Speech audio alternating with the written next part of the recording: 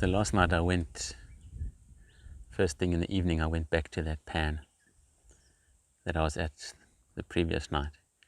And it was a totally different pan. The noise was unbelievable. The frogs were going absolutely ballistic. Or frogs, toads actually. And they just called, there was so much noise that I'm sure any prey animal that wanted to go and drink just wasn't going to go in there because they wouldn't hear any predator sneaking up on them. It's so much noise, and actually there was nothing there, not even the elephants were there. And I don't know if that's because of the toads or what it was, but they were calling. And who they were calling, either they were calling Arthur or Martha. Arthur, Arthur, Arthur, Martha, Martha. I don't know, they just go on like that forever. And I don't know why they don't get hoarse. You know, they've been quiet for 6 months. And now suddenly with a little bit of warm weather, they've woken up and they can just go on screaming like that for ages and not get hoarse. So I left there and I went driving around a bit.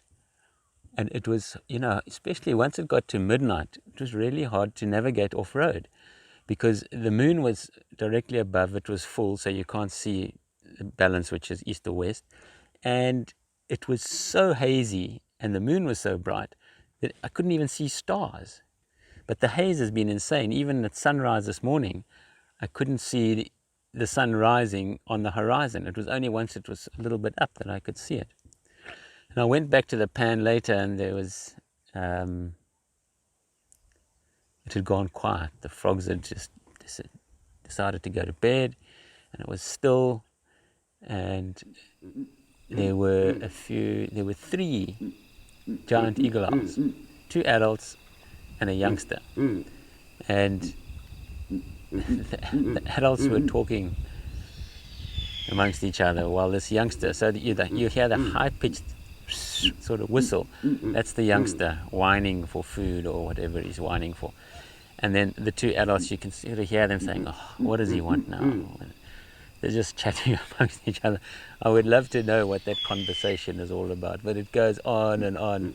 And then this elephant arrived and he came and drank and he had to listen to the owl's conversation as well. You can actually see the owl just at the back there behind the elephant.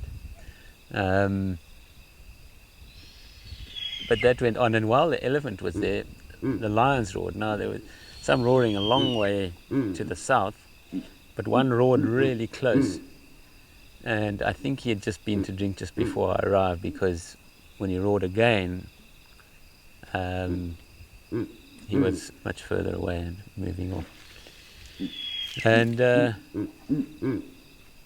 by the time dawn came, it was quiet.